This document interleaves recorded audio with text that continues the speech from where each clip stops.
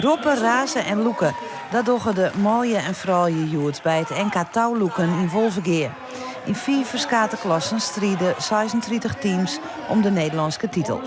En waar denkt dat touwloeken alleenig voor sterke mooie is, die had het mis.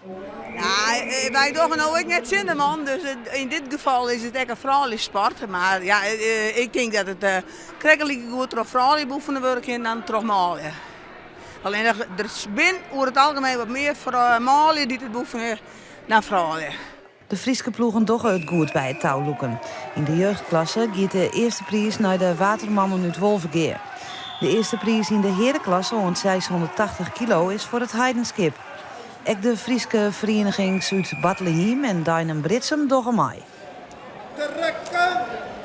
Net alleen nog de spelers binnenwichtig, ook de coaches moeten in topvorm wezen. Ja, een coach is heel belangrijk en dan ik vooral met trainen. Ja, hij traint u zeg en nou ja, hij zit precies de stapstukken in en nou ja, hoe de spirit in het team is, zeg maar.